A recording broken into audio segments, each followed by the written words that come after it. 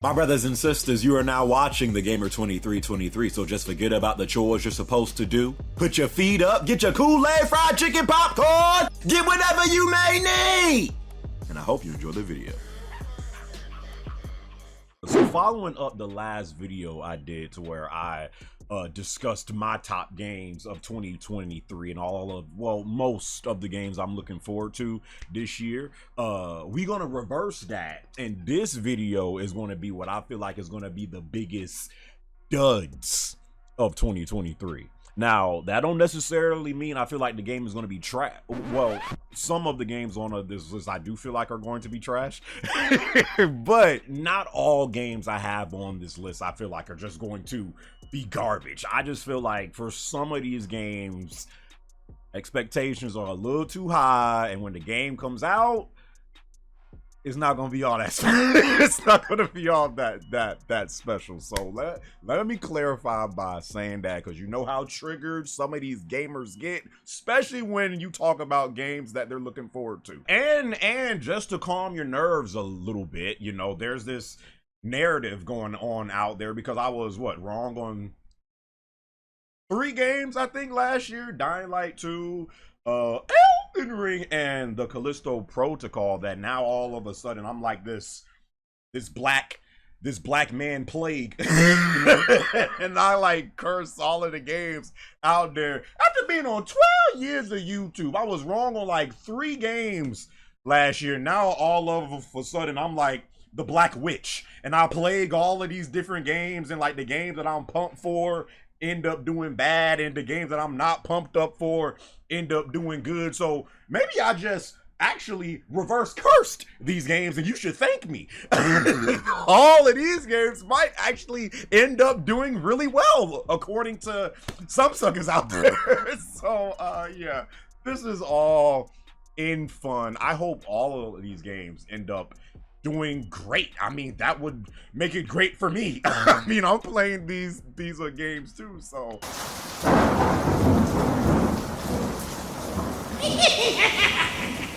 Number 1, and I've been saying this junk since they showed this game off, bro. I know some people are looking forward to this game. Let me just say this junk right now. Forspoken? Bro, Forspoken, literally every time I see that game, I've been unimpressed, I've been bored, I've been like, here comes another game that didn't need to be an open world game. Like all of the gameplay I've seen for Forspoken has looked like the definition of underwhelming. Most of the times when you see gameplay of Forspoken, you're just running around in a vast world of nothingness. You know, like how it is in most of these open world games, just fighting the most generic looking enemy. Like I honestly feel like the selling point for that game is, hey, you're playing as a black female. and it's just like there's really not much else. Every spec of Forspoken that I've seen, I just don't get why like a lot of people are excited for this game. And I've been watching this game over the months. Nothing about this game pops out to me, bro.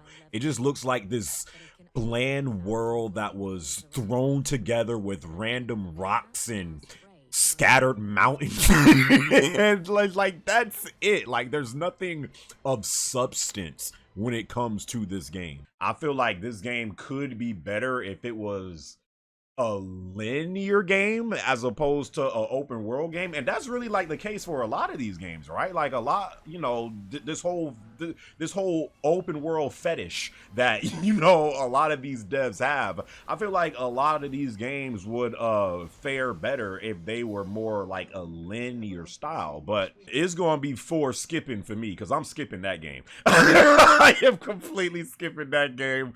Forspoken, let me know if y'all feel the same way that I do. And of course, I have to say this game, Xbox is gonna be down tremendous this year, I feel like. Starfield, dog. Starfield. You know, this is supposed to be like one of Xbox's biggest titles this year, especially after them acquiring Bethesda. Like, I don't, and again, let me clarify myself. I don't feel like Starfield, you know, when it's all said and done, is going to be a trash game. I do, however, feel like this game, year one of Starfield, is going to be ugly. I mean, think about it, bro. Every single game throughout history to where when they showed off the game, you was thinking, I mean, yo, this is cool and all, but like, yo, how are they gonna do all this? Every single game to where you had that thought, how are they going to do this? Did it ever turn out well? Especially when it released. Ever. I cannot recall. Destiny? Cyberpunk? No Man's Sky, like every game that seems like that it is overly ambitious, it never turns out well.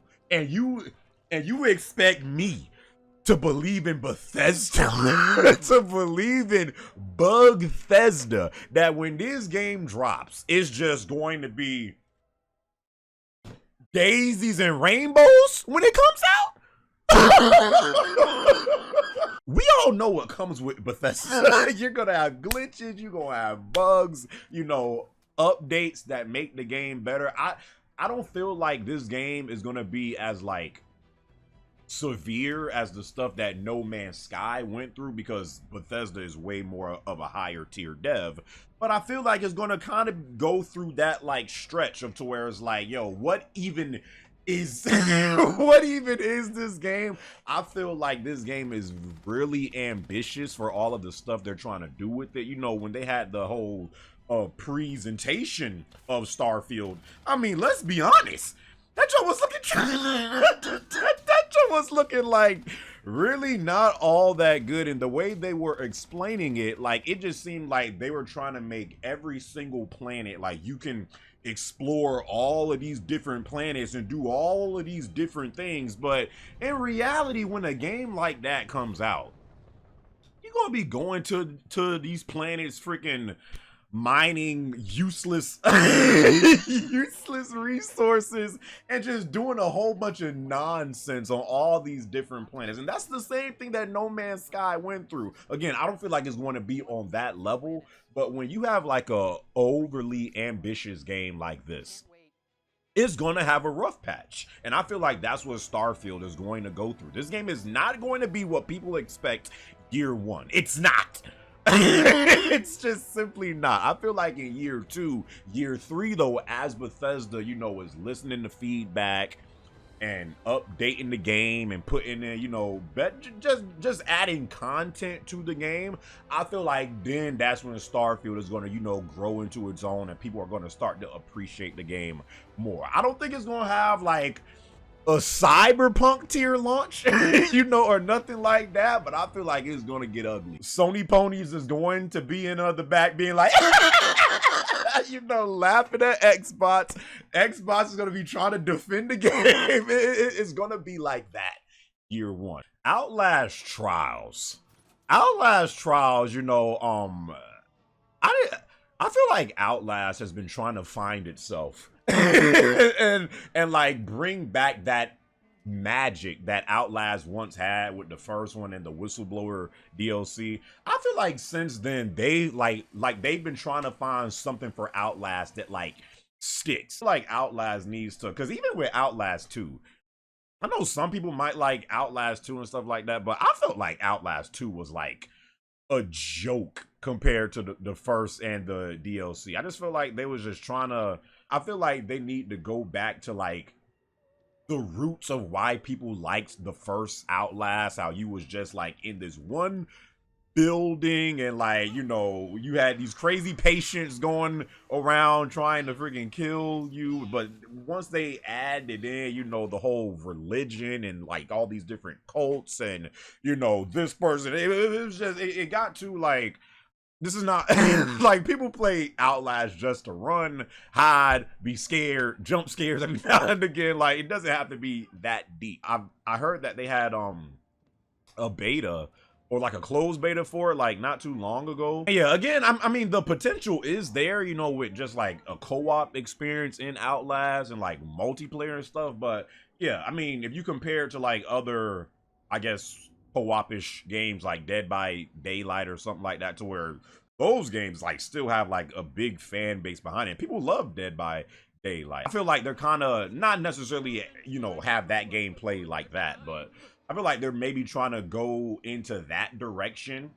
And with Outlast, I just don't see it yet. But I could be wrong. But yeah, I feel like that's gonna be another game that's kind of a dud this year.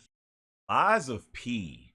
This game, I remember when my viewers had first showed me this game when I was streaming. I thought it was interesting, you know, the whole Souls-like Pinocchio-ish game. You know, I thought it was interesting, but when I was like looking at the gameplay of it, I don't know. I mean, again, you have a lot of games that come out and they try to be Souls-like, and you know, some people like love those Souls-like games. I remember, what's that one other Souls-like game that I was playing? I don't know, it was called something Judgment or something.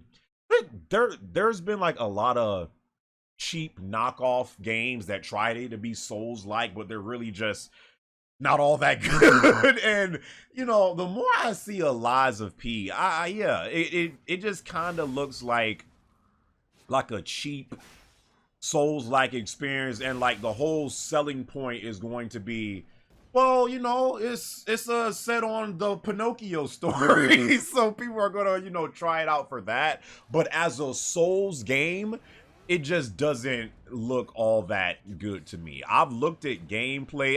I do think the graphics look pretty good. We need to get away from like every Souls-like game is like a must buy. That's not true. That is not true. A lot of these Souls games that come out, and you're also going to have that what's that other kind of Souls-like game that's coming out this year?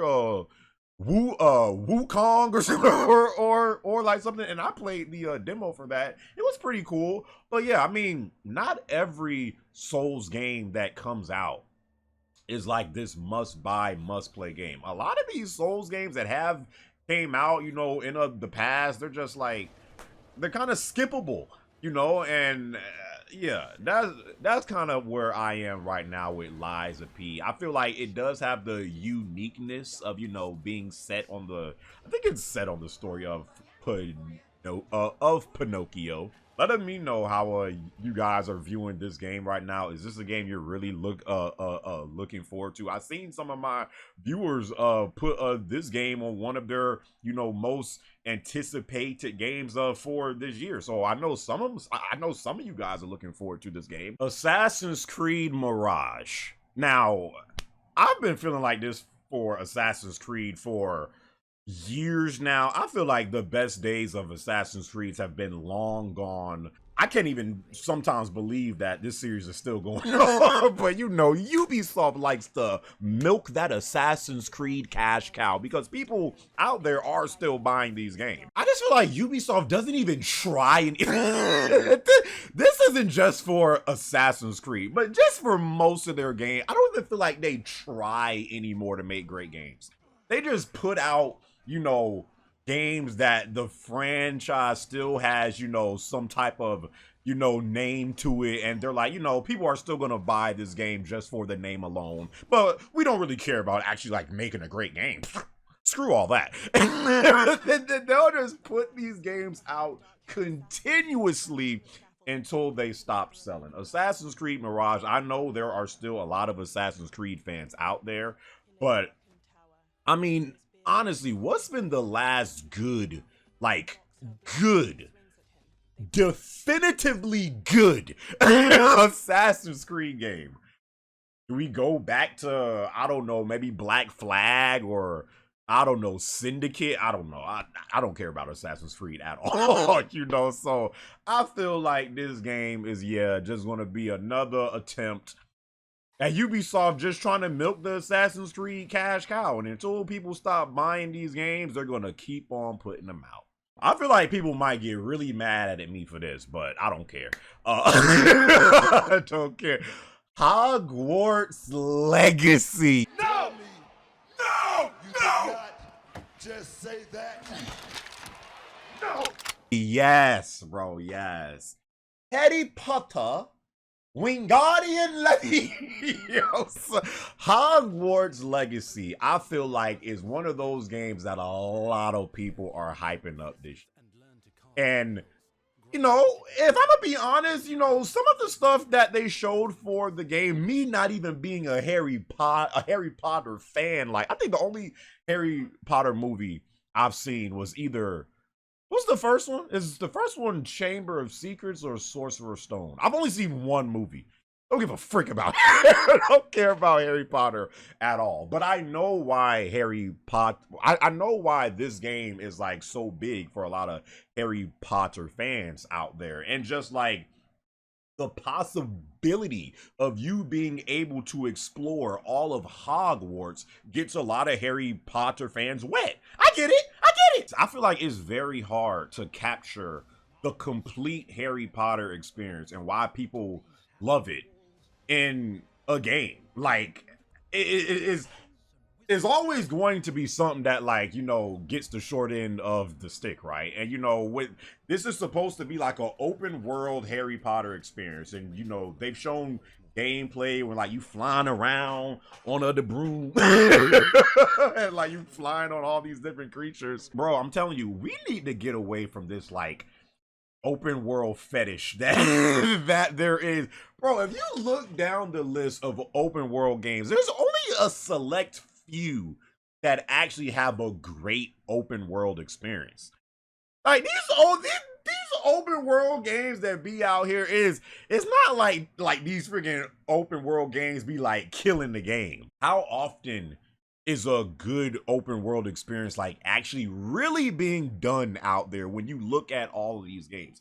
Very rarely. And, you know, trying to capture all of the magic of Hogwarts and you know, the people and the environment and just all of the craziness going on, I feel like it's going to be really tough. And unless, again, they take their time with this game. I feel like this game honestly needs to be delayed. I think it already at one point was delayed, but I think it needs to be delayed again. I think it needs, in order to reach the expectations of where a lot of these people have this game at. When they're showing like the combat off and stuff like that, and you doing all these you know, spells and stuff, fighting, like, I feel like it's gonna get old really quickly. And like all of the magic and, you know, excitement that comes with Harry Potter, like once the game comes out and suckers is, you know, doing this and that, you know, it's gonna be like, all right. I mean, it's still cool, but this, you know, this isn't all of what I expected. And again, people's expectations, I don't know if you guys have been like seeing, people have high expectations for this game. So again, I don't feel like the game is going to be trash or nothing like that. And who knows, like, even I might get this game, and I don't even care about Harry Potter, you know, but I know why people love the series, and I feel like for this game, like, you gotta take your time. I remember playing the games back in the day, like on PS2 and GameCube and stuff like that. Like, I'm familiar with, you know, the games, and I feel like because we're in next gen now, like, people are expecting, like, you know, this masterpiece Harry Potter experience that could not have been done 20 years ago. Finally being able to be done on PlayStation 5 and Xbox Series X and PC maybe. I don't feel like it's going to be that. I feel like people are going to be let down. So from that standpoint, that's why I got to say Hogwarts Legacy, man, you got to keep your expectations in check. And those are my biggest game duds of 2023. Don't be mad. This is just all for fun. This is all for fun. I know, bro, some of us be getting mad at just like like, bro, I'm just making gaming videos online for others to see. Like, if these games are great, that's great. Like, I don't lose sleep if these games are actually good. This is all for fun at the end of the day. Don't get triggered, but leave your opinions down in the comment section below for these games that I do feel like are going to be kind of, you know, not what people are expecting. They still might be, you know, solid, you know, but you know how the freaking expectations that gamers have for games these days. And if a game gets like an 8, it's mid. You know, from that standpoint, I feel like at least some of these games that I mentioned are definitely going to be duds of 2023. So yeah, y'all leave y'all thoughts and comments down in the comment section below. Hope you guys enjoyed the video, and until the next video, my brothers and sisters, I'll catch y'all boys in my next one. All right.